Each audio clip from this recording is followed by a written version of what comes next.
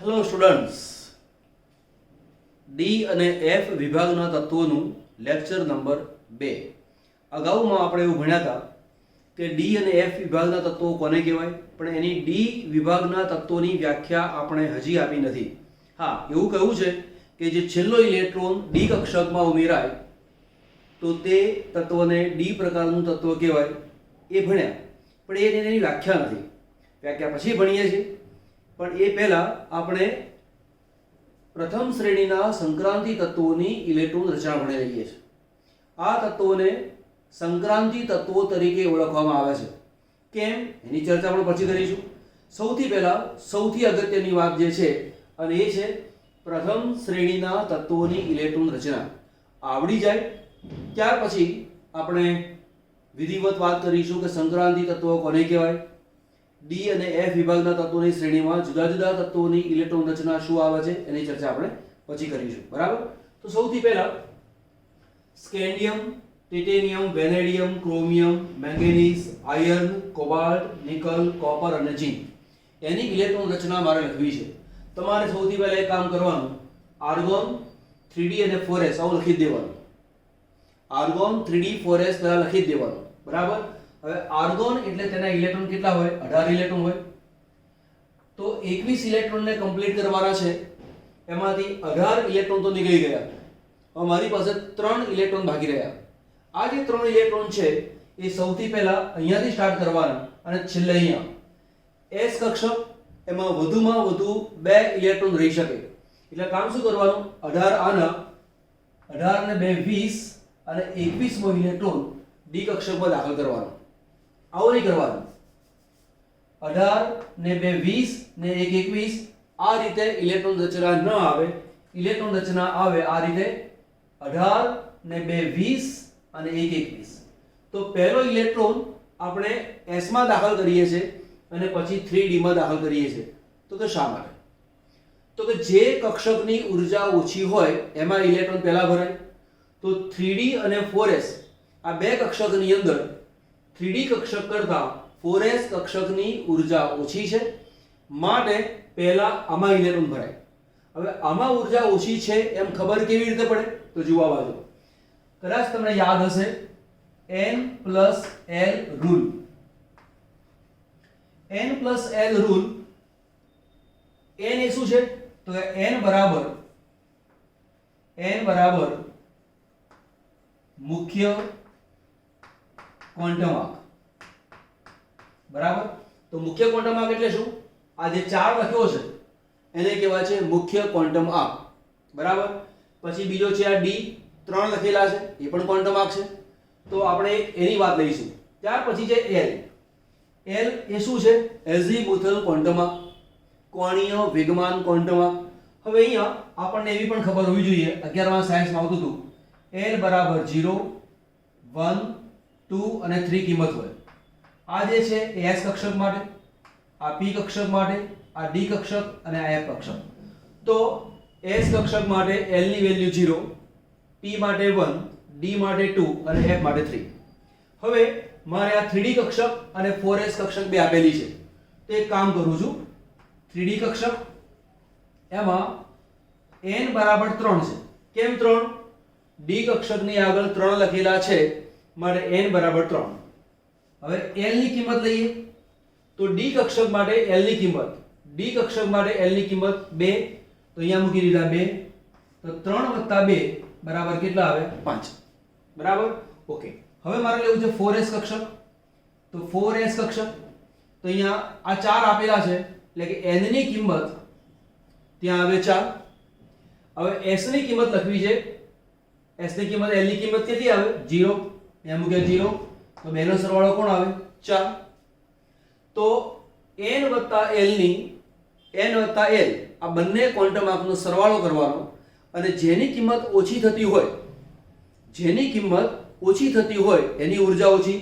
તો 3d કરતા 4s માં n + l ની કિંમત અહીંયા 5 છે, અહીંયા કિંમત 4 છે.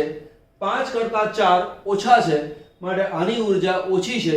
માટે જ્યાં સુધી 4s કક્ષક પૂરેપૂરી ભરાય નહીં ત્યાં સુધી તમારે 3d કક્ષકમાં જવાનું નહીં. તો કામ શું કરવાનું? આર્ગોન, 3d1 4s2 ઘણી વખતે ઘણા આવું લખે છે આ 4s અહીંયા લખે છે અને 3d અહીંયા લખે છે જો સમજાવું કેવી રીતે અહીંયા લખી આવું છું પછી ભૂસી નાખું છું લખે છે આ ઘણા બધા આવું લખે છે આર્ગોન પછી 4s અને 3d આવું કેમ લખે છે છોકરાઓને એમ થાય કે ચલો અહીંયા 18 ને 2 20 ને 1 21 તો ઈઝી થઈ ગયું ના આ મેથડ ખોટી છે આ રીતે ઇલેક્ટ્રોન રચના લખાય જ નહીં તો કે કેમ ના લખાય તો જુઓ હંમેશા પરમાણુ જે છે એમાં માની લો કે આપણી પાસે આ ન્યુક્લિયસ છે આ પહેલી કક્ષા આ બીજી કક્ષા ત્રીજી કક્ષા ચોથી કક્ષા તો કક્ષાનો જે ક્રમ છે એને ધ્યાન ઉપર લેવો પડે તો પહેલા 3 કક્ષા આવે અને સૌથી છેલ્લે કોણ આવે 4 તો જે સૌથી છેલ્લે આવતી હોય એટલે છેલ્લે દર્શાવવાનું તો આ તેની મેથડ છે એટલે કદાપી પહેલા 4s અને 3d પછી એવું નહીં કરવાનું પહેલા 3d અને પછી 4s ક્વોન્ટમ જોવાનું આ ક્વોન્ટમ 3 છે આ ક્વોન્ટમ 4 છે જે ક્વોન્ટમ સૌથી વધારે હોય એને સૌથી છેલ્લે લખવાનું ઓકે ઓકે હવે આગળ જઈએ આનું કામ પછી કરીએ છીએ ટિટેનિયમ અથવા ટાઇટેનિયમ 18 ને 2 20 20 ને 2 22 18 ને 2 20 20 ને 3 23 18 ને 2 20 ને 4 24 એવું આવવું જોઈએ પરંતુ એવું નહીં આવે 18 અહીંયા 18 ને 1 19 ને 5 24 તો મનમાં થાય કે સાહેબ આવું કેમ કામ કર્યું તો એની ચર્ચા આપણે પછી કરીએ છીએ પેલા લખી લઈએ ફરી અહીંયા 18 ને 2 20 20 ને 5 25 18 ને 2 20 ને 6 26 18 ને 2 20 ને 7 27 18 ને 2 20 ને 8 28 18 2 20 ને 9 29 એવી ઇલેક્ટ્રોન રચના ન આવે અહીંયા આવશે 18 1 19 ને 10 30 બરાબર તો આ એક અલગ ઇલેક્ટ્રોન રચના લખી એવું કેમ છે એ પણ ચર્ચાની વિષય થયો એની ચર્ચા પછી કરીશું ઝિંક 18 ને 2 20 ને 10 30 આ તેની ઇલેક્ટ્રોન રચના થઈ ઓકે આની ચર્ચા હજી બાકી રાખી એની ચર્ચા આપણે કરીએ છીએ હવે આ જે ડી છે અને અહીંયા એસ લખ્યું છે એવું કેમ લખ્યું છે આ વસ્તુ પણ તમને આવડતી જોવી જોઈએ પ્રથમ શ્રેણીના સંક્રાંતિ તત્વોની ઇલેક્ટ્રોન રચના કોઈ પણ સંજોગોમાં તમને મળે હોવી જોઈએ શક્તિ વકરમેન ફેકોનિકુ ઝિંક એ યાદ રાખવાની વાત છે વાત બરાબર પણ હંમેશા યાદ રાખો સીધું જ યાદ રાખવું જોઈએ Mn એટલે 25 Fe એટલે 26 સ્કેન્ડિયમ એટલે 21 ઝિંક એટલે 30 એવું સીધું જ આપણને ખબર પડવી જોઈએ અને તો જ નહીં તો શું થાય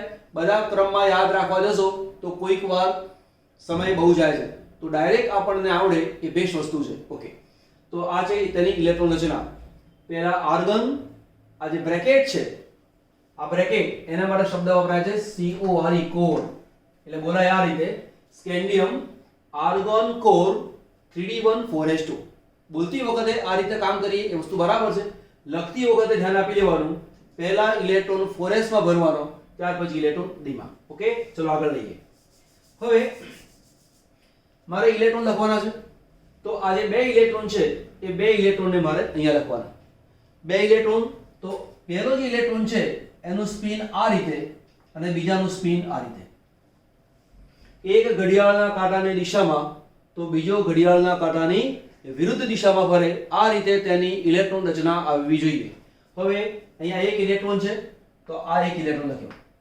અહીંયા બે છે તો આ 1 અને 2 હવે તમે જુઓ અહીંયા મેં તીર આ રીતે લખેલું છે અહીંયા મેં તીર આવું લખ્યું છે કોઈ ફેર નથી બંને ચાલી શકે બરાબર કોઈક વખત અહીંયા આવા ચોરસ બ્લોક બનાવેલા છે તો પણ ચાલે અહીંયા રાઉન્ડ મૂકી દો ગોળ ગોળ તો પણ ચાલે સરળતા ખાતર આડી લાઈન કરેલી છે પહેલા બે ઇલેક્ટ્રોન પૂરા પછી અહીંયા બે ઇલેક્ટ્રોન 1 and 2 અહીંયા બે ઇલેક્ટ્રોન અહીંયા બે ઇલેક્ટ્રોન લખ્યા और d ના 3 1 2 3 અહીંયા એક ઇલેક્ટ્રોન અહીંયા પાંચ અયુગ્મિક 1 2 3 4 and 5 અહીંયા બે ઇલેક્ટ્રોન છે 1 and 2 અહીંયા પાંચ છે 1 2 3 4 અને 5 તો જો એક જ કક્ષકમાં બે ઇલેક્ટ્રોન છે હવે s કક્ષક જે છે એમાં વધુમાં વધુ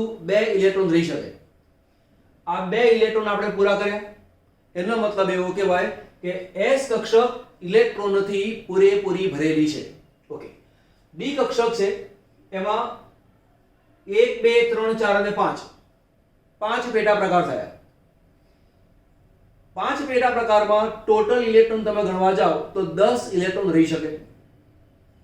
જો 10 ઇલેક્ટ્રોન હોય તો તેને પૂર્ણ ડી કક્ષક કહેવાય. જો ડી કક્ષકમાં 10 ઇલેક્ટ્રોન હોય તો 10 સમાઈ શકે અને 10 ઇલેક્ટ્રોન છે તો તે ડી કક્ષક પૂર્ણ છે તેવું કહેવાય. પણ અહીંયા તો એક જ ઇલેક્ટ્રોન છે તો આને અપૂર્ણ કહેવાય. આ પણ અપૂર્ણ કહેવાય. બરાબર. ઓકે. 1 2 3 4 5 અડધી ભરાયેલી છે માટે તેને કહેવાય છે અર્ધપૂર્ણ. આ વસ્તુને બરાબર યાદ રાખજો. અર્ધપૂર્ણ, અર્ધપૂર્ણ. હવે અહીંયા S માં 2 ઇલેક્ટ્રોન 1 and 2. અહીંયા 6 ઇલેક્ટ્રોન છે તો 1 2 3 4 5 પાંચ પૂરા. પછી છઠ્ઠો ઇલેક્ટ્રોન અહીંયાથી સ્ટાર્ટ કરવાનો પણ તીરની નિશાની આ રીતે ઉલટી લખવાની. તો પહેલા પાંચે પાંચમાં એક ઇલેક્ટ્રોન આપી દેવાનો. ત્યાર પછી જે ઇલેક્ટ્રોન વધે એ અહીંયાથી ફરી સ્ટાર્ટ કરવાનો, એને યુગ્મિત બનાવવાનું. આ બધા અયુગ્મિત કહેવાય, આ યુગ્મિત કહેવાય. હવે જો કેટલીક વખત પ્રશ્ન પૂછે છે કે મેંગેનીઝ ની સંયોજકતા કક્ષાની અંદર કેટલા અયુગ્મિત ઇલેક્ટ્રોન છે? તો અહીંયા 1 2 3 4 5 અયુગ્મિત છે. આમાં 1 2 3 4 અયુગ્મિત છે. બરાબર. આમાં ઘણા બધા ક્વેશ્ચન પૂછાય છે. ઇલેક્ટ્રોન રચના તમારી પાક્કી હોવી જોઈએ. ચલો અહીંયા લઈએ. અહીંયા S માં 2 ઇલેક્ટ્રોન, D માં 7 તો 1 2 3 4 5 6 and 7. અહીંયા S કક્ષકમાં 2 ઇલેક્ટ્રોન પૂરેપૂરા. D ની અંદર 8 1 2 3 4 5 6 7 8. બરાબર. તો આ રીતે જુઓ, એક અયુગ્મિત, બે અયુગ્મિત, ત્રણ અયુગ્મિત, 5 5 પછી 4 પછી 3 પછી 2 ક્રમશઃ ઘટતા જાય. અહીંયા તમે જુઓ, અહીંયા છે 1 D10 છે 1 2 3 4 5 6 7 8 9 10 પૂરેપૂરી ડી કક્ષક ભરેલી. S માં 2 ઇલેક્ટ્રોન 1 and 2 અને D10 છે 1 2 3 4 5 6 7 8 9 અને 10. તો તમે જુઓ આ બંનેમાં ડી કક્ષક પૂરેપૂરી ભરેલી છે. અહીંયા અર્ધપૂર્ણ છે, અહીંયા અર્ધપૂર્ણ છે. તો આ ઇલેક્ટ્રોન રચના એકવાર સ્ક્રીનશોટ લઈ લો, પછી આપણે એમાં ડિસ્કશન કરીએ. ઓકે. તો હમણાં આપણે ચર્ચા કરી કે ક્રોમિયમની ઇલેક્ટ્રોન રચના 3d4 4s2 નથી પરંતુ 3d5 4s1 છે. કેમ? અને કોપરની ઇલેક્ટ્રોન રચના આવી લખતા નથી પરંતુ આવી લખીએ છીએ. તો કે કેમ? પહેલી વાત તો એક કે કોઈ પણ પરમાણુ હોય, પરમાણુની ઇલેક્ટ્રોન રચના સમમિત હોય તેની સ્થિરતા વધુ. આ વસ્તુ હંમેશા યાદ રાખો. હવે પ્રશ્ન એ છે કે આ સમમિત એટલે શું? સમમિત નો મતલબ છે કે ઇલેક્ટ્રોનની વહેંચણી એક સરખી હોય. હવે આપણને એવી ખબર છે કે ડી કક્ષકોના પેટા પ્રકાર છે 5. હવે 5 ડી કક્ષકો મારી પાસે હોય તો પાંચેની અંદર એક એક ઇલેક્ટ્રોન હોય તો સરખી વહેંચણી કહેવાય. જો સરખી વહેંચણી છે તો તેવી રચનાને સમમિત રચના કહેવાય. ડી કક્ષકના પેટા પ્રકાર છે 5, દરેકમાં 2 ઇલેક્ટ્રોન હોય તો તે વહેંચણીને પણ સમમિત એવી વહેંચણી કહેવાય. હવે માની લો કે 3d4 એવું તમે લખો તો લખશો આ રીતે 1 2 3 4 5 આ ડી કક્ષક. એમાં ઇલેક્ટ્રોન છે 1 2 3 અને 4 અને અહીંયા S કક્ષકની અંદર 2 ઇલેક્ટ્રોન છે. આ છે 3d અને આ છે 4s. તો જો ઇલેક્ટ્રોન 4s કક્ષકની અંદરથી 3d કક્ષકમાં આવી જાય તો રચના કેવી બને? 3d5 બને. 3d5 બને એટલે કે અર્ધપૂર્ણ બને. અર્ધ એટલે કે અડધું, અડધું ભરાયેલું એને કહેવાય અર્ધપૂર્ણ. તો હંમેશા યાદ રાખો કે સંક્રાંતિ તત્વોની અંદર સંક્રાંતિ તત્વોમાં D5 અને D10 રચના સ્થાયી છે. તો કોઈ પણ પરમાણુ આવી રચના મેળવવા માટે પ્રયત્ન કરે. જો આવી રચના મેળવે તો તે સંમિત રચના છે. જો તેની રચના સંમિત છે તો તેની સ્થિરતા વધુ છે, અને કોઈ પણ પરમાણુ વધુ સ્થિરતા મેળવવા માટે પ્રયત્ન કરે. અને એટલા માટે 4s કક્ષકનો જે ઇલેક્ટ્રોન હતો આ જે 2 એમાંથી એક ઇલેક્ટ્રોન ટ્રાન્સફર થઈને d માં આવતો રહ્યો અને રચના બની ગઈ આ રીતે. સેમ વે અહીંયા છે 3d9. તો d કક્ષકમાં ઇલેક્ટ્રોન તમે ગણો તો 1 2 3 4 5 અને આ છે 4s કક્ષક. અહીંયા ઇલેક્ટ્રોન લખો 3 4 5 6 7 8 અને 9. અહીંયા ઇલેક્ટ્રોન છે 2. આ જે ઇલેક્ટ્રોનની રચના છે એ d9 છે, એટલે કે પૂર્ણ ભરાયેલી રચના કરતા એક ઇલેક્ટ્રોન ઓછો. જો આ ઇલેક્ટ્રોન ટ્રાન્સફર થઈને આ બાજુ આવી જાય તો રચના 9 માંથી બની જાય 10 અને આ જે ઇલેક્ટ્રોન છે એ કેન્સલ થઈ જાય. આ ઇલેક્ટ્રોન અહીં આવી જાય તો અર્ધપૂર્ણ બને, આ કેન્સલ થઈ ગઈ. અને એટલા માટે ઇલેક્ટ્રોન રચના આ રીતે નથી હોતી, પરંતુ આ રીતે હોય છે. બીજી એક વસ્તુ કે 3d અને 4s આ કક્ષકોમાં ઊર્જાનો તફાવત ઓછો છે, માટે આવું ટ્રાન્સફર થઈ શકે છે. તો બીજું લખું છું અહીંયા કે 3d અને 4s કક્ષક વચ્ચે ઊર્જાનો તફાવત ઓછો છે, માટે 4s માંથી 3d માં ઇલેક્ટ્રોન આવી શકે છે. તો આન્સર આપણને પૂછ્યો હોય કે આવી રચના નથી પરંતુ આવી રચના છે, કેમ? તો આપણે જવાબ શું આપવાનો? તો આખું વર્ણન અહીંયા લખતો નથી, હું બોલું છું, અને જો અનુકૂળ દેખાતું હોય તો તમે તેને નોંધી લો. નોંધી લો એ વસ્તુ યોગ્ય છે. જો આ રીતે લખાય કે ક્રોમિયમની ઇલેક્ટ્રોન રચના 3d4 4s2 નથી, પરંતુ આર્ગોન કોર 3d5 4s1 છે. કેમ? તો લખવાનું કે સંક્રાંતિ તત્વોમાં d5 અને d10 આ રચના સ્થાયી છે. જો d5 હોય કે d10 રચના હોય તો તે સંમિત અવસ્થા છે. કોઈ પણ પરમાણુ સંમિત અવસ્થા પ્રાપ્ત કરવા માટે પ્રયત્ન કરે જેના કારણે તેની સ્થિરતા ઓછી હોય. 3d અને 4s કક્ષક વચ્ચે ઊર્જાનો તફાવત ઓછો હોવાને કારણે 4s કક્ષકનો ઇલેક્ટ્રોન 3d કક્ષકમાં ટ્રાન્સફર થાય છે.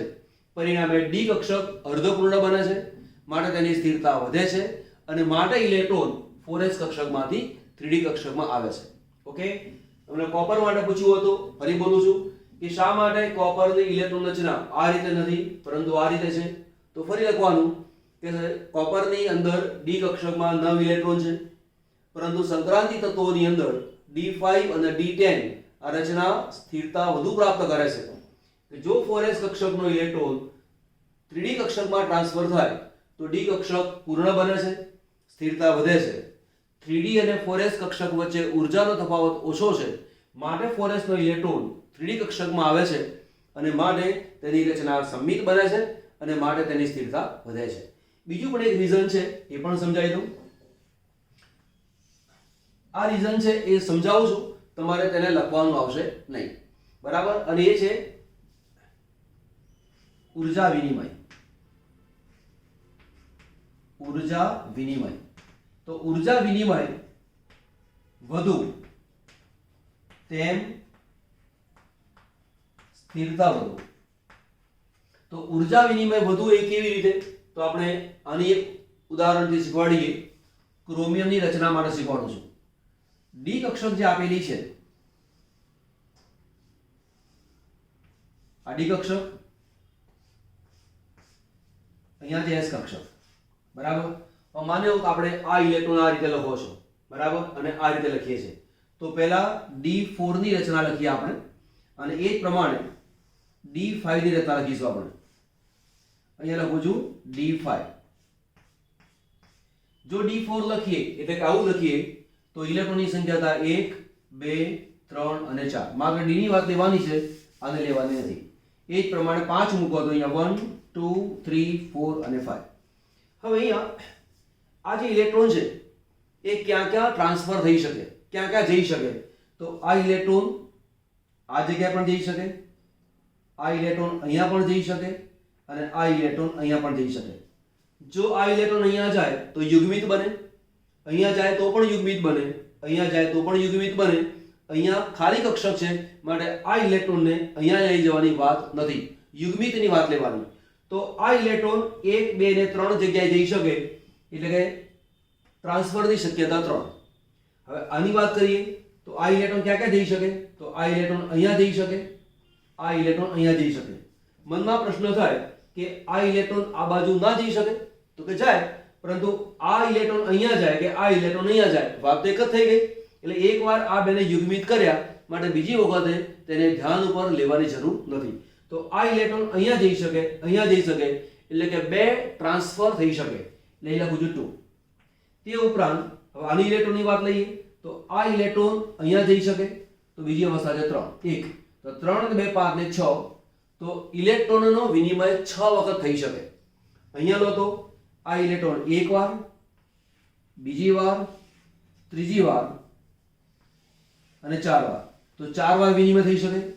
આનો વિનિમય ગણો તો એક વાર, બીજી વાર અને ત્રીજી વાર, એટલે 3 વિનિમય. આનો ઇલેક્ટ્રોન એક વાર, 2 વાર, એટલે 2 વિનિમય. આ અહીંયા જઈ શકે તો 1 વિનિમય. તો ટોટલ વિનિમય થયા 10. તો આના કરતા આની અંદર ઇલેક્ટ્રોનનો વિનિમય વધારે છે. જેમ ઇલેક્ટ્રોનનો વિનિમય વધારે તેમ ઉર્જાના અનુસંધાનમાં સ્થિરતા વધારે અને માટે ઇલેક્ટ્રોન રચના d4 કરતા d5 વધુ સ્થાયી છે. બરાબર? આટલો ભાગ નોંધ કરી લો, પછી આગળનો પોઈન્ટ ભણીએ આપણે. હવે આપણે ભણીશું સંક્રાંતિ તત્વની એક્ઝેક્ટ વ્યાખ્યા. બરાબર? અત્યાર સુધી આપણે સંક્રાંતિ શ્રેણીની વાત કરી હતી. તો સંક્રાંતિ શ્રેણી કોને કહેવાય? જે તત્વના પરમાણુની ઇલેક્ટ્રોન રચનાની અંદર છેલ્લો ઇલેક્ટ્રોન ડી કક્ષકમાં દાખલ થાય તો તેને સંક્રાંતિ શ્રેણીનું તત્વ કહેવાય. ઓકે, હવે જુઓ. એક્ઝેક્ટ વ્યાખ્યા આ છે કે જે ધાતુ તત્વના પરમાણુ અથવા તેના આયન, આ બંને શબ્દો યાદ આવવા જોઈએ. એકલો પરમાણુ પણ લખવાનો નહીં, નહીં તો ખોટું પડશે. એકલો આયન લખવાનો નહીં, નહીં તો ખોટું પડશે. પરમાણુ અથવા આયન ની ડી કક્ષક અપૂર્ણ ભરાયેલી હોય તો તેને સંક્રાંતિ તત્વ કહેવાય. હવે આપણને એવી ખબર છે કે જે ડી કક્ષક છે એમાં 1 થી લઈને 10 ઇલેક્ટ્રોન સુધી રહી શકે. બરાબર? એટલે કે અપૂર્ણ ક્યારે હોય? તો કે ડી 1 થી માંડીને 9 ઇલેક્ટ્રોન હોય તો તેને અપૂર્ણ કહેવાય. અને જો ડી 10 હોય તો આ જે રચના છે એને કહેવાય છે પૂર્ણ રચના. અને જેની અંદર ડી 10 રચના હોય એને સંક્રાંતિ તત્વ કહી શકાય નહીં. ફરીવાર, ડી કક્ષક અપૂર્ણ હોય તો તેને સંક્રાંતિ તત્વ કહેવાય. અપૂર્ણ એટલે કે 10 કરતા ઓછા ઇલેક્ટ્રોન, તો તેને કહેવાય અપૂર્ણ. એટલે કે જેની અંદર ડી 10 રચના હોય એ પૂર્ણ છે અને માટે તેને સંક્રાંતિ તત્વ કહેવાય નહીં. હવે મનમાં જે ડાઉટ ઉત્પન્ન થાય એની આપણે સ્ટાર્ટ કરી લઈએ. કોપર, એની ઇલેક્ટ્રોન રચના છે કોપર, આર્ગોન કોર, 3d અને 4s. બરાબર? અહીંયા આવશે 1 અને અહીંયા આવશે 10. તો આ જે કોપર છે એની ડી કક્ષક ઇલેક્ટ્રોનથી ભરેલી છે અને જો ઇલેક્ટ્રોનથી ભરેલી રચના છે તો તે અપૂર્ણ નથી. અને જો અપૂર્ણ નથી તો કોપરને સંક્રાંતિ તત્વ કહેવું જોઈએ નહીં, પણ તે સંક્રાંતિ તત્વ કહેવાય છે. તો મનમાં પ્રશ્ન થાય કે કેમ? ચર્ચા કરીએ આપણે તેની. ઝિંક લઈએ આપણે. ઝિંક 30, એની રચના છે આર્ગોન કોર, 3d10 અને 4s2. તો ઝિંકમાં ડી કક્ષક ઇલેક્ટ્રોનોથી પૂરેપૂરી ભરેલી છે, તો આને સંક્રાંતિ તત્વ કહેવાતું નથી. તો મનમાં પ્રશ્ન થાય કે કોપરમાં ડી કક્ષક પૂરેપૂરી ભરેલી છે તો પણ તેને સંક્રાંતિ તત્વ કહીએ છીએ, અને ઝિંકમાં ડી કક્ષક પૂરેપૂરી ભરેલી છે તો તેને સંક્રાંતિ તત્વ કહેતા નથી. એવું કેમ? તો તેનું કારણ સમજો. ધાતુ તત્વના પરમાણુ અથવા તેના આયનમાં, એટલે માત્ર પરમાણુ જોવાનું એવું નહીં, પરમાણુ પણ જોવાનું અને આયન પણ જોવાનું, બંને અવસ્થાને કમ્પેર કરવાની. તો કોપર જે છે એની સ્થાયી ઓક્સિડેશન અવસ્થા 2+ છે. અહીંયા મેં લખ્યું છે સ્થાયી ઓક્સિડેશન અવસ્થા. તો કોપરની જે ઓક્સિડેશન અવસ્થા છે એ બે પ્રકારની જોવા મળે. Cu+1 પણ જોવા મળે અને Cu2+ પણ જોવા મળે. એટલે કે કોપરમાંથી એક ઇલેક્ટ્રોન દૂર કરી શકો છો, કોપરમાંથી બે ઇલેક્ટ્રોન પણ દૂર કરી શકો છો. તો કોપરમાંથી એક ઇલેક્ટ્રોન તમે દૂર કરો તો આ ઇલેક્ટ્રોન દૂર થાય. યાદ રાખો, ઇલેક્ટ્રોન જ્યારે દૂર કરવાનો હોય તો જે સૌથી છેલ્લી કક્ષક હોય તેમાંથી દૂર થાય. ફરીવાર બોલું છું, પરમાણુમાંથી ઇલેક્ટ્રોન જ્યારે દૂર કરવાનો હોય તો જે છેલ્લી કક્ષક હોય એમાંથી ઇલેક્ટ્રોન પહેલા દૂર થાય. તો આ 3d છે, આ 4s છે. 4 નંબરનો ક્વોન્ટમ આંક એ મુખ્ય ક્વોન્ટમ આંક છે, એ સૌથી છેલ્લે આવે એટલે માટે ઇલેક્ટ્રોન સૌથી પહેલા તેમાંથી દૂર કરવાનો. તો આમાંથી ઇલેક્ટ્રોન તમે દૂર કરો છો એટલે +1 દૂર કર્યો તો તે અવસ્થાની અંદર આ ઇલેક્ટ્રોન જાય તો d10 રચના છે, બરાબર. પણ બે ઇલેક્ટ્રોન પણ દૂર થઈ શકે છે. નોર્મલી દાખલા તરીકે તમે જુઓ CuO, CuSO4, CuCl2 આ દરેકની અંદર કોપરની ઓક્સિડેશન અવસ્થા +2 છે. +2 ઓક્સિડેશન અવસ્થા હોય તો તેની રચના થઈ આર્ગોન 3d4s. હવે મારે બે ઇલેક્ટ્રોન દૂર કરવાના છે તો પહેલો ઇલેક્ટ્રોન દૂર કર્યો અહીંયાથી એટલે આ બની ગયું 0. હજી એક ઇલેક્ટ્રોન દૂર કરવાનો છે તો આમાંથી દૂર કરીએ તો રચના શું બની ગઈ 9. તો કે આ અવસ્થાની અંદર ડી કક્ષક અપૂર્ણ છે.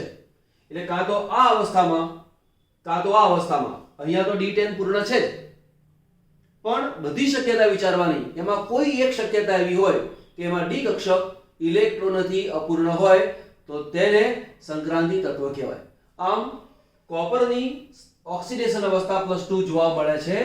આ સ્થિતિની અંદર ડી કક્ષક અપૂર્ણ છે અને માટે તેને સંક્રાંતિ તત્વ કહેવાય. પણ ઝીંકનું કોઈ પણ સંયોજન જુઓ, ઝીંકના સંયોજનની અંદર Zn ની ઓક્સિડેશન અવસ્થા +2 જ હોય. +2 થી ઓછી પણ નહીં અને +2 થી વધારે પણ નહીં, બરાબર. તો એની +2 ઓક્સિડેશન અવસ્થા જોવા મળે. તો +2 ઓક્સિડેશન અવસ્થા એટલે કે પરમાણુમાંથી બે ઇલેક્ટ્રોનને દૂર કરવાના. હવે 3d અને 4s એમાં છેલ્લી કક્ષા કઈ છે 4s. આમાંથી તમે દૂર કરશો બે ઇલેક્ટ્રોન તો આ બે ઇલેક્ટ્રોન ગયા તો રચના શું બની 3d10. અને ડી કક્ષક ઇલેક્ટ્રોનથી સંપૂર્ણ ભરેલી છે માટે આ સ્થિતિમાં પણ ઝીંક સંક્રાંતિ તત્વ નથી. ટૂંકમાં પરમાણુ સ્થિતિમાં પણ d10 છે, આયન સ્થિતિમાં પણ d10 છે. જ્યારે અહીંયા તટસ્થ પરમાણુ સ્વરૂપમાં d10 રચના છે, જ્યારે આયન સ્વરૂપમાં d9 રચના છે, અપૂર્ણ છે અને માટે કોપરને સંક્રાંતિ તત્વ કહેવાય અને સંક્રાંતિ તત્વ કહી શકાતું નથી. આન્સર આ રીતે આપીશું કે તમને પ્રશ્ન પૂછ્યો હોય કે શા માટે કોપરને સંક્રાંતિ તત્વ ગણવામાં આવે છે અને ઝીંકને સંક્રાંતિ તત્વ ગણવામાં આવતું નથી. તો આન્સર આવો આપીશું. પહેલા તો વ્યાખ્યા લખવાની, ત્યાર પછી લખવાનું કે કોપરની ઓક્સિડેશન અવસ્થા 2+ છે. આ સ્થિતિની અંદર d9 છે એટલે કે ડી કક્ષક અપૂર્ણ છે અને માટે કોપર સંક્રાંતિ તત્વ છે. જ્યારે ઝીંકની અંદર ઓક્સિડેશન અવસ્થા +2 છે. આ સ્થિતિની અંદર ડી કક્ષક ઇલેક્ટ્રોનથી પૂરેપૂરી ભરેલી છે અને માટે ઝીંક સંક્રાંતિ તત્વ નથી. તો કયા કયા તત્વો સંક્રાંતિ તત્વ નથી? તો જુઓ, આપણે યાદ રાખીશું. જે પહેલી જે 3d શ્રેણી છે એમાં આવે ઝીંક, Zn. એની રચના છે આર્ગોન 3d4s. અહીંયા છે 2, અહીંયા છે 10, બરાબર. ઝીંક પહેલું આવશે 30 વાળું. એની નીચે આવશે કેડમિયમ, બરાબર, એ આવશે 48 વાળું. એની રચના છે આર્ગોન 3d ની જગ્યા મૂકીશું 4d. આ 4s છે તો મૂકીશું 5s. આર્ગોન છે એની જગ્યા મૂકી દઈશું ક્રિપ્ટોન. આર્ગોનમાં ઇલેક્ટ્રોન આવે 18, ક્રિપ્ટોનમાં આવે 36. અહીંયા 2 અને 10 ભરી દો એટલે 36 ને 10 46, 46 ને 2 48. ત્યાર પછી છે Hg. આમાં જો કેટલા કર્યા આપણે 30 માં ઉમેરવાના 18 તો આવે 48, 48 માં ઉમેરવાના 32 ઉમેરી દઈએ તો આનો પરમાણુ ક્રમાંક થયો 80. આ જો આર્ગોન છે તો આ ક્રિપ્ટોન છે, આ ક્રિપ્ટોન છે તો આ આવે છે ઝેનોન. ઝેનોન, ઝેનોન એટલે શું? 54. જ્યારે ઝેનોન આવે તો અહીંયા લખું છું 4f14. આ 5d છે, સોરી 4d છે તો અહીંયા આવશે 5d10. આ 6s2 5s2 છે તો અહીંયા 6s2. આ તેની રચના થઈ. ત્યાર પછી છે Cl, બરાબર, કોપર લિથિયમ 112. આમાં 32 ઉમેર્યો એટલે આ મળે, એમાં 32 ઉમેર્યો એટલે આ મળે, તો અહીંયા પણ આપણે ઉમેરી દીધા 32. તો ઝેનોન પછી આવે રેડોન. રેડોન એટલે કે 86, બરાબર. હવે જેમ અહીંયા 4f14 છે તો અહીંયા મૂકવાનું 5f14. આ 5d10 છે તો 6d10. આ 6s2 છે તો 7s2. હવે આ જે તત્વો છે એની અંદર ઓક્સિડેશન અવસ્થા જોવા મળે છે +2, એટલે આ ઇલેક્ટ્રોન દૂર થાય.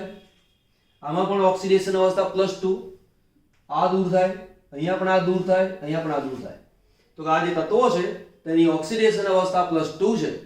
આ સ્થિતિની અંદર D10, D10, D10 અને D10 રચના છે, માટે અમને પણ સંક્રાંતિ તત્વો ગણવામાં આવતા નથી. તો કે એક જ સિરીઝ આપેલી હોય, સમૂહ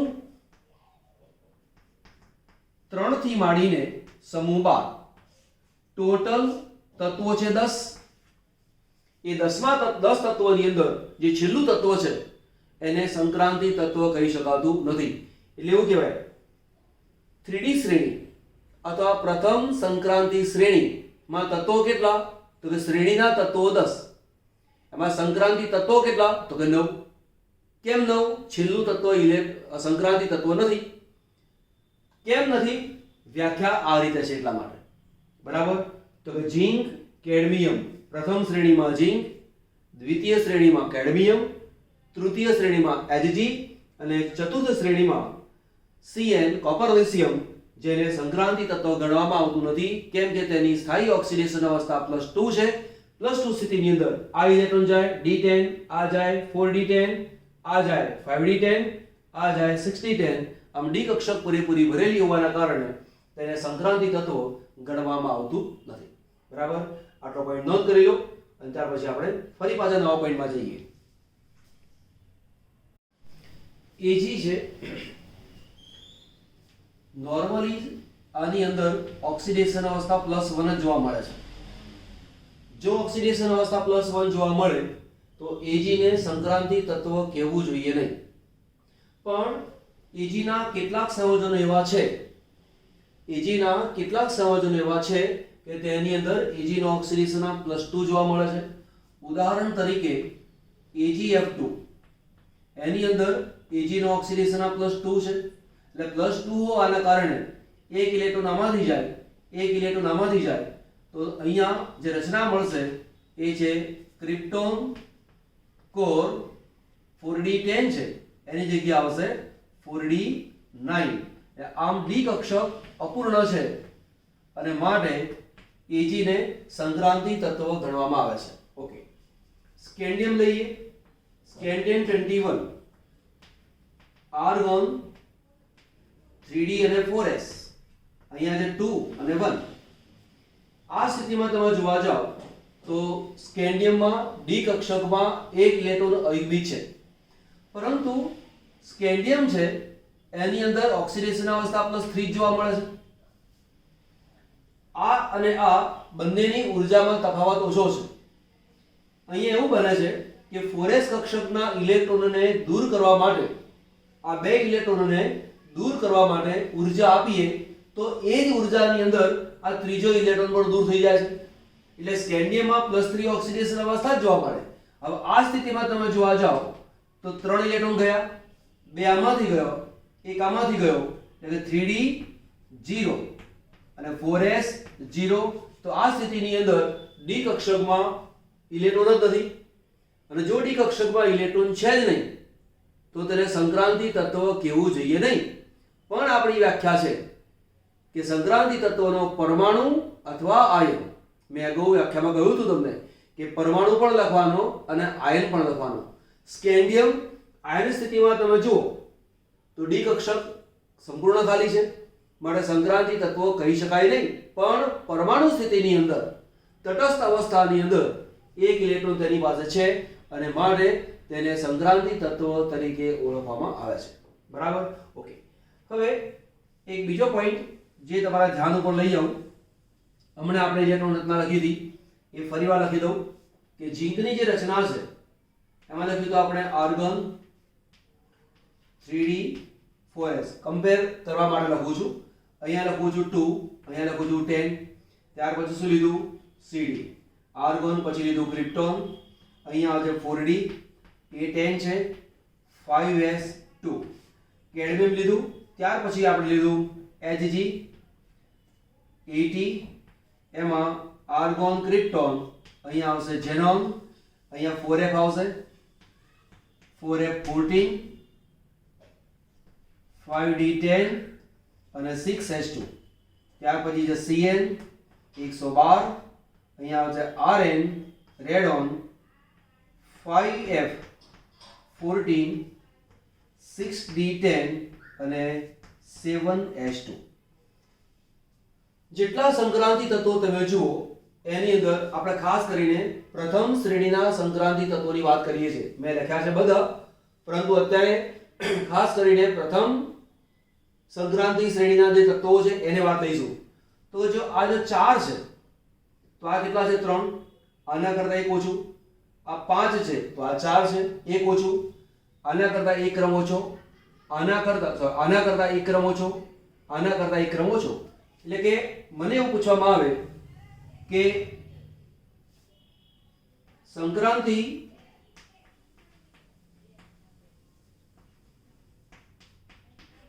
શ્રેણીના તત્વોની સામાન્ય ઇલેક્ટ્રોન રચના જણાવો.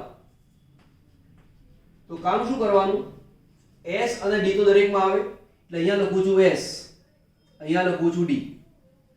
s માં ઇલેક્ટ્રોન કેટલા હોય? 2 છે. અહીંયા કેટલા છે? 1.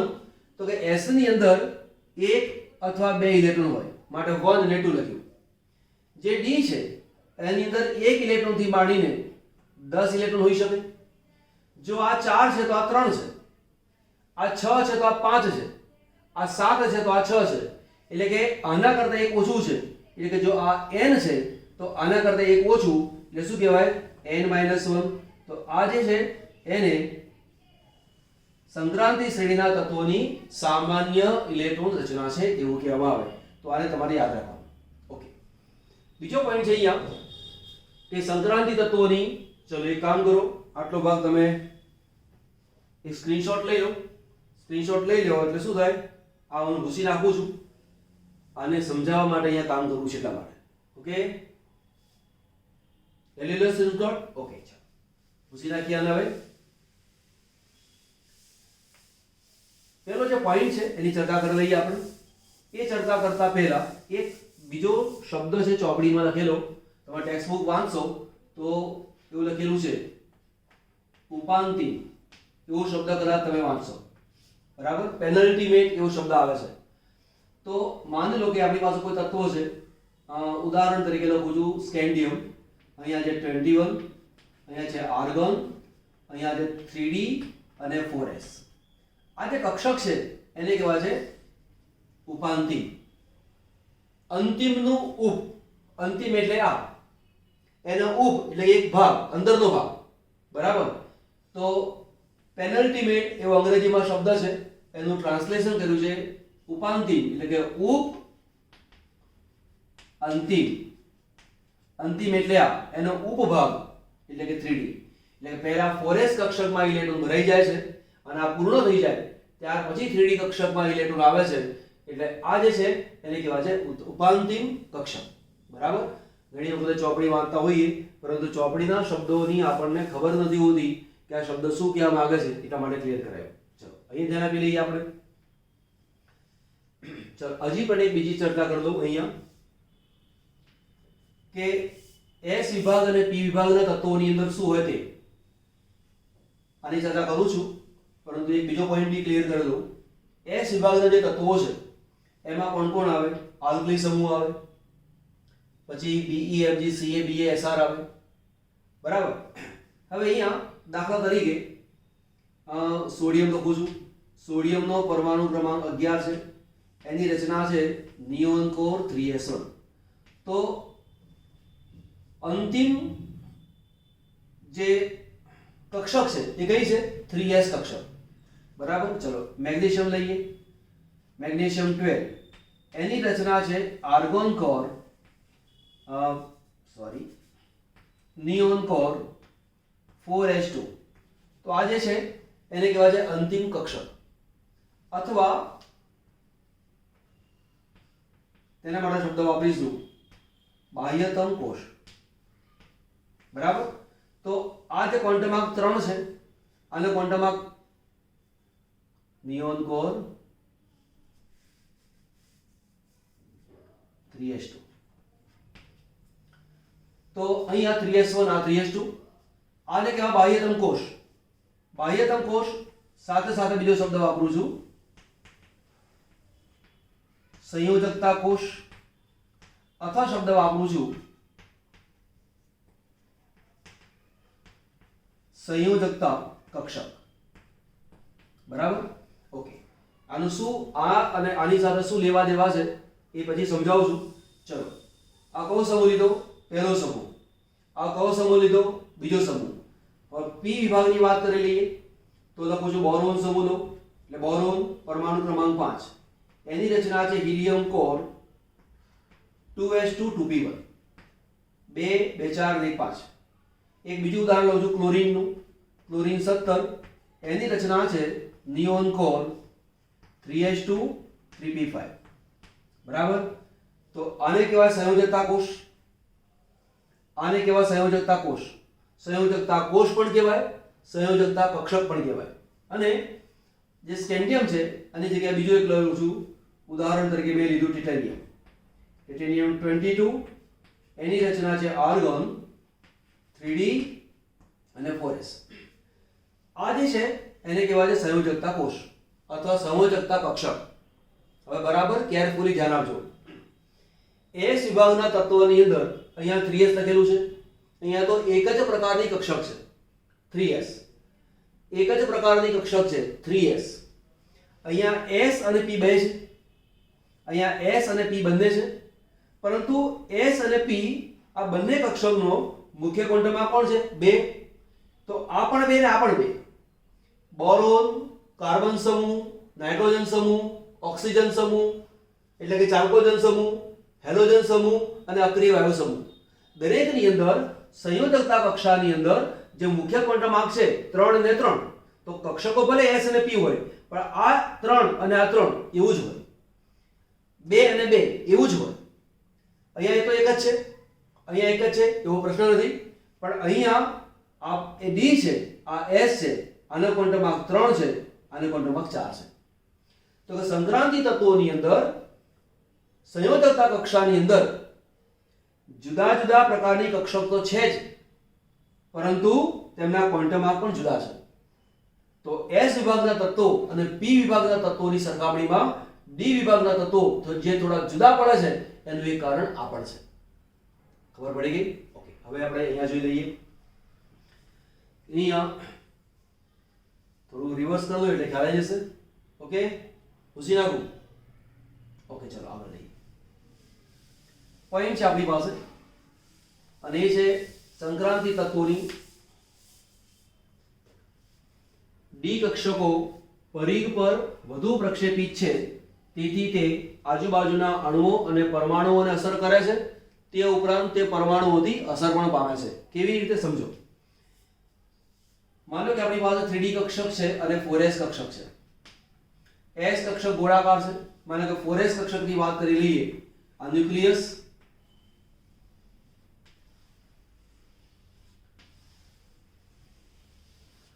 આ છે 4s કક્ષકનો શેપ. એમાં 4 રાઉન્ડ આવે. આ જે ઇલેક્ટ્રોન છે એનું તરંગ અંદર સુધી વિસ્તરે અને આનું તરંગ બહાર પણ જઈ શકે. આ s કક્ષકમાં હું આવે. જ્યારે 3D કક્ષક છે એ માત્ર પરિઘ ઉપર હોય. એનું ઇલેક્ટ્રોનનું જે તરંગ છે એ કેન્દ્ર સુધી વિસ્તરતું નથી. એ માત્ર પરિઘ ઉપર જ હોય, બહાર હોય. એટલે કે ડી કક્ષકો પરિઘ પર વધુ પ્રક્ષેપિત છે, અંદરની બાજુ તેની ઇલેક્ટ્રોન મળવાની સંભાવના ઓછી છે, પરિઘ ઉપર ઇલેક્ટ્રોન મળવાની સંભાવના વધારે છે. હવે પરિઘ ઉપર ઇલેક્ટ્રોનની સંભાવના હોય, બરાબર.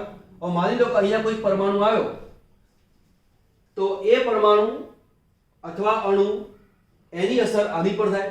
તો કેમ થાય? જે પરમાણુ અથવા અણુ છે એમાં ઇલેક્ટ્રોન છે, ઇલેક્ટ્રોન ગોળ ગોળ ફરતો હોય છે ઘડિયાળના કાંટાની દિશામાં, ઘડિયાળના કાંટાની વિરુદ્ધ દિશામાં.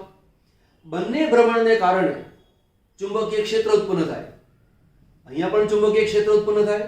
તો આ ચુંબકીય ક્ષેત્ર અને આ ચુંબકીય ક્ષેત્ર એકબીજાની નજીક આવવાના કારણે આની અસર આની પર થાય, આની અસર આની પર થાય, એવું આ કહેવાનો મતલબ છે, બરાબર. તો કે સંક્રાંતિ તત્વોની ડી કક્ષકો પરિઘ પર વધુ પ્રક્ષેપિત છે, તેથી તે આજુબાજુના અણુઓ અને પરમાણુઓને અસર કરે છે, તેમજ તેમનાથી અસર પણ અનુભવે છે. ઓકે. પછી બીજું છે D1 થી 9 રચના ધરાવતા તત્વોમાં સમાન ચુંબકીય અને ઇલેક્ટ્રોનીય ગુણધર્મો જોવા મળે છે. હવે સમાન ચુંબકીય ગુણધર્મ શું છે એની ચર્ચા આપણે આગળ ચુંબકીય ગુણધર્મો વિશે વાત કરીશું તો ખ્યાલ આવશે. અને સિમ્પલ વાત કરી દઉં, એ ગુણધર્મો કયા છે? એક ગુણધર્મ છે અનુચુંબકીય ગુણધર્મ, અને બીજો જે ગુણધર્મ છે એ પ્રતિચુંબકીય ગુણધર્મ છે. જ્યારે ચુંબકીય ગુણધર્મ લઈશું ત્યારે તેની ચર્ચા કરીશું. આંશિક ડી કક્ષકો ભરેલી છે. આંશિક ભરેલી ડી કક્ષકોને કારણે જુદા જુદા ગુણધર્મો છે, જેમ કે સંક્રાંતિ તત્વો, એના આયનો, એના જલીય દ્રાવણો રંગીન છે, જુદા જુદા રંગ ધરાવે છે. કેમ? ડી કક્ષકના અપૂર્ણ ડી કક્ષકને કારણે, અયુગ્મિત ઇલેક્ટ્રોનને કારણે.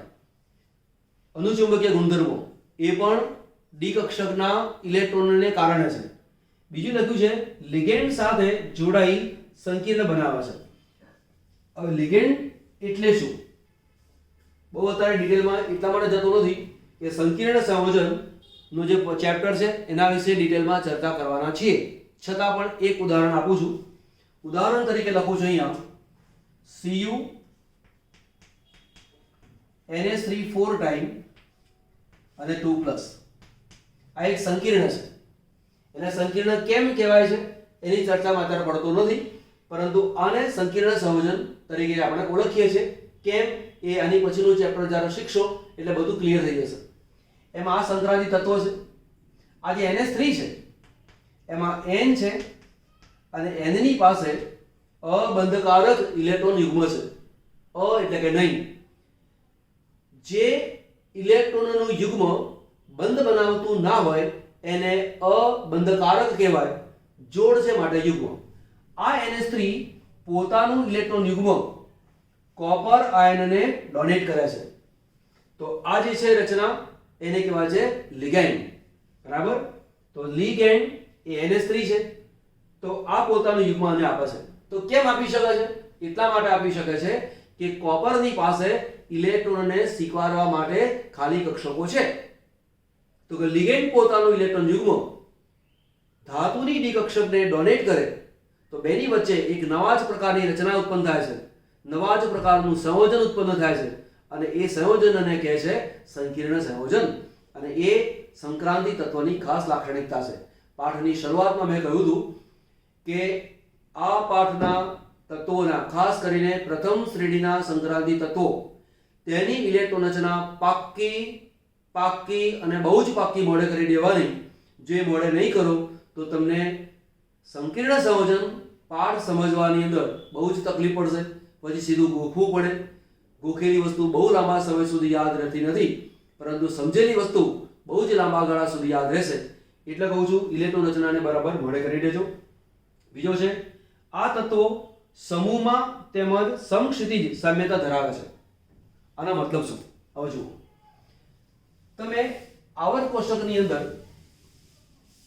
11મા સાયન્સમાં કેટલાક ગુણધર્મો ભણતા હતા એ યાદ થોડા કરાવી લો. દાખલા તરીકે આપણે આવું વાત કરીએ કે લિથિયમ, સોડિયમ, પોટેશિયમ, રૂબેડિયમ, સીઝિયમ અને ફ્રાન્સિયમ. આ એક સમૂહ કહેવાય. આની ઇલેક્ટ્રોન રચના છે NH1. તો દરેકની ઓક્સિડેશન અવસ્થા કેવી હોય? +1. તો આ જે તત્વો છે એના ગુણધર્મો લગભગ સરખા હોય. તો સમૂહની અંદર ના બધા જ તત્વોના ગુણધર્મો લગભગ સરખા હોય, પણ ડાબી બાજુ તમે જાઓ, આમથી આમ જાઓ તો ગુણધર્મો લગભગ સરખા ના હોય, બદલાતા જતા હોય. જ્યારે સંક્રાંતિ તત્વમાં કેવું છે, અહીંયા તમે સ્કેન્ડિયમ લો, scandium, titanium, vanadium, chromium, Mn, Fe, Co, Ni, Cu અને Zn. તો ડાબી બાજુથી જમણી બાજુ તરફ જાઓ તો સમક્ષિતિજ જાઓ છો એવું કહેવાય. તો અહીંયા સ્કેન્ડિયમ તમે મૂકી દો, પછી Y યટ્રિયમ, એ તો આવે જ છે. તો સ્કેન્ડિયમ, યટ્રિયમ આ રીતે તમે જાઓ તો તેમાં ગુણધર્મની સામ્યતા જોવા તો મળે છે, પરંતુ સમક્ષિતિજ જાઓ તો પણ તેની અંદર ગુણધર્મોમાં સામ્યતા જોવા મળે છે. એ સંક્રાંતિ તત્વોની વિશેષતા છે, અથવા ડી વિભાગના તત્વોની વિશેષતા છે. છેલ્લો સમૂહ હેલોજન છે, તો હેલોજનમાં ઉપરથી નીચે જાઓ તો ગુણધર્મો સરખા. છેલ્લો અક્રિય વાયુ સમૂહ, એમાં ઉપરથી નીચે જાઓ ગુણધર્મો સરખા. તો ત્યાં સમૂહમાં લાક્ષણિકતા જોવા મળે, સરખી લાક્ષણિકતાઓ જોવા મળે. જ્યારે ડી વિભાગના તત્વોની અંદર સમૂહમાં થોડીક લાક્ષણિકતાઓ સરખી જોવા મળે છે, પરંતુ આમ આડા જાઓ, આવર્તમાં જાઓ, સમક્ષિતિજ જાઓ તો પણ તેની અંદર આ પ્રકારની લાક્ષણિકતા જોવા મળે છે. બરાબર, આજનો ટોપિક અહીંયા પૂરો કરીએ છીએ. ફરી મળીશું નવા લેક્ચરમાં. લેક્ચર નંબર 1 અને 2 બે કમ્પ્લીટ કર્યા. પાઠ બહુ જ ઇન્ટરેસ્ટિંગ છે, બહુ જ મજાનો છે. જેમ જેમ પાઠ ભણતા જશો પાઠમાં બહુ જ મજા આવતી જશે. આની અંદર તમે જુઓ, તમારે ક્યાંય કોઈ દાખલા આવ્યા નથી, સિમ્પલ કોન્સેપ્ટ, તર્ક વડે સમજાવવાનું છે. અને તમે સાયન્સના સ્ટુડન્ટ છો, સાયન્સના સ્ટુડન્ટ્સને તર્ક ગમે અને તર્ક ફૂલફિલ થતો હોય તો મજા આવે. તો એ મજાનું ચેપ્ટર આ પણ એની પછીનું ચેપ્ટર પણ છે. અને આ ચેપ્ટર પૂરા બે થશે ત્યાર પછી આપણે ઓર્ગેનિક સ્ટાર્ટ કરીશું. આટલો પોઈન્ટ નોંધ કરી લો. ચાલો.